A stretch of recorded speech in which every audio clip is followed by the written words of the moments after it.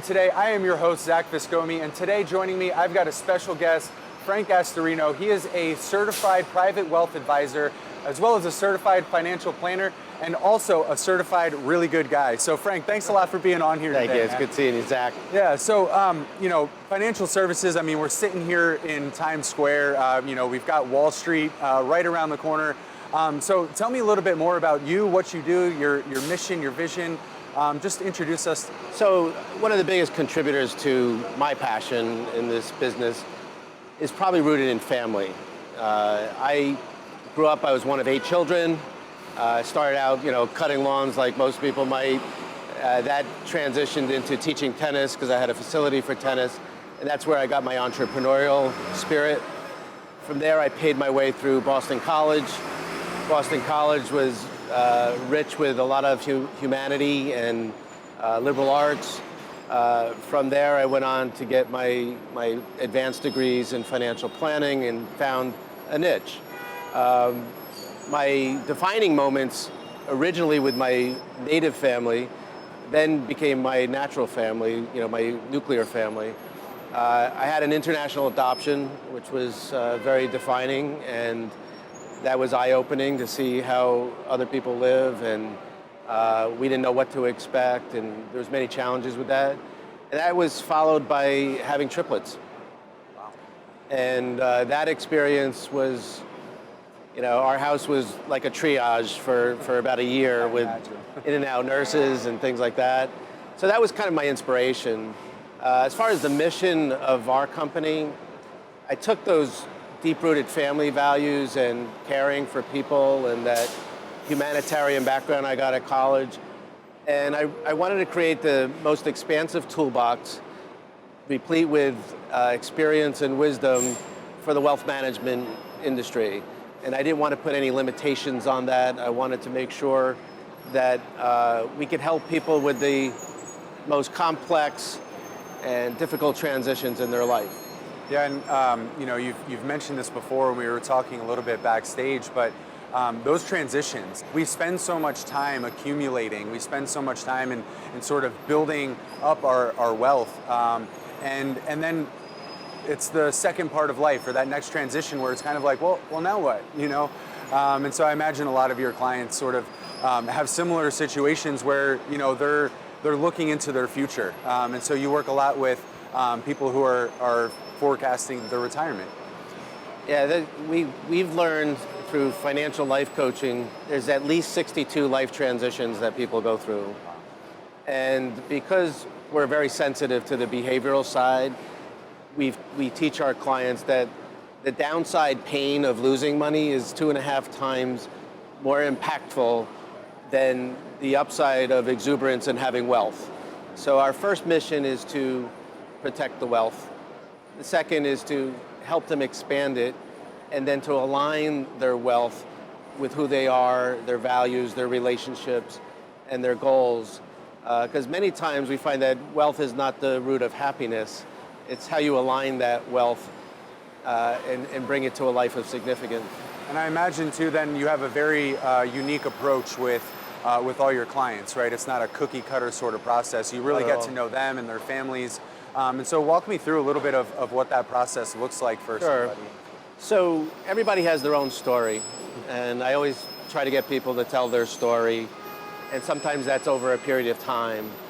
And you find that there's no cookie cutter individual. So after maybe an hour and a half deep discovery, questions that range from their values, where they're rooted, could be on faith, it could be growing up as a child, their parents, something like that. We transition into their goals and want to know what their accomplishments were and what they're hoping to accomplish. And then we get into the relationships, because a lot of times people's motivation is their heirs and their children and their significant others. We find with the affluent marketplace that if you don't bring up charitable causes, you're missing a great opportunity for them to make impact. We try to make sure they're networked with an elite group of advisors that are also aligned with their goals and their values. So that's kind of the process, but we do take a lot of time on the qualitative side As an independent firm, there's really virtually no limit to how we can help them and where we can get the resources. So that's a plus. You're not tied to a product or to a company.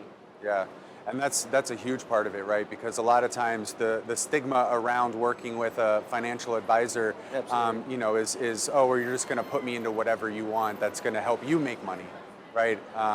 Which isn't necessarily the case, and especially not the case, when you're actually providing real life solutions for people. And yeah, that invariably is what led me to start my own business with a credit card and $25,000. I had no tolerance for having incentives to sell something.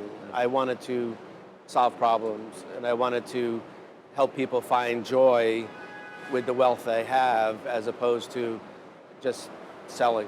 Now, you've been able to help people find joy, for many years now. I mean, you've been doing this for a long time, and you're continuing to make a difference in a lot of people's lives. So can you share an example with me of maybe somebody that comes to mind that you worked with? Several clients have been with us for over 3 decades, and so you've seen a lot of those life transitions. One in particular that's dear to my heart is a woman who told me her story over time. And she started out as a young person supporting her family. They were evicted from their apartment. She had aspirations of being a doctor. That never panned out because they couldn't afford to send her to school. She never went to college. And she crawled her way up to a Fortune 100 top 2 position. Wow. She was making 7 digits. As life often throws you curveballs, she's lost the heirs that she basically was going to leave her estate to. She lost one child at 20, another at 54. She lost her husband. And so here's this woman who doesn't need the wealth that we tripled, with her. We've mitigated all her taxes, so she didn't pay capital gains. She got deductions. We did the charitable work. And it turned out that the one dear silver lining for her was her pet dog, Dilly. And when she had several setbacks in the hospital, we took the dog and took care of it. Our Persian rugs didn't appreciate that, but we did love the dog, and we brought it back to her when she was recovered. And the silver lining for her was, while she really had no one to leave her wealth to, we parlayed her love of her dog into a charitable foundation. Cool. So that she could take care of thousands of dogs and pets for people. That's so cool. Yeah, and I mean, Frank, I've got the pleasure of knowing you, and so I know this to be true. But just in that example, right, you took her dog and brought her home. That's the way in which you go the extra mile for your clients too, because I don't know many people that would do that, right? And here you are, you're helping this woman and willing to take her dog into your house and ruin some Persian rugs. It kept her going. That's so cool. So we were happy we were able to do that. Not everybody's easy to meet all their needs, but there's so many challenges in life, globally, politically, economically, and socially, as you know. And we try to tell people to deal with what they have control over, let us help them with the things they have no control over, and review your situation periodically, like the times we're in now, to see if there are any holes or areas that could really hurt. Yeah, and I imagine this is an ongoing process then too, all the time, right? It's yes. not just you set it and forget it, George Foreman style. Obviously, you've got a wealth of knowledge, a wealth of experience. You've been able to work with a lot of people. What would, if somebody were listening or watching this, what would be the best way for them to find out more or even get in contact with you? We're very approachable. They could find us through various networks and websites. Today, I would say have an A and a B plan. The A plan is filled with the fundamentals and assumptions that should be reviewed periodically and we think are reasonable. What we think inflation is going to be, which is a real challenge today. We look at what rates of return they need and what tax situation and so forth. And those are all the assumptions, but the B plan should be, double your liquidity. Have more cash available, even if it's not making any return.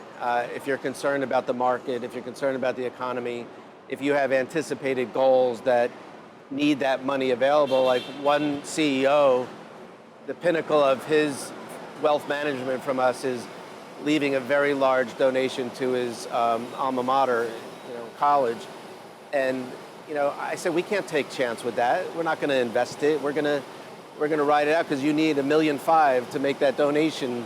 Yeah, that's great. Well, Frank, I want to thank you for taking the time today, talking with me about this. I love what you're doing and really making a difference in people's lives, helping them through these transitions, and doing it in a way that people can really trust. I mean, you're a genuine guy, and it's been great having you on. So thanks for joining me today. Zach, it's always a pleasure. Enjoy working with you. Absolutely. Best of luck. Make it a great day. Thanks a lot.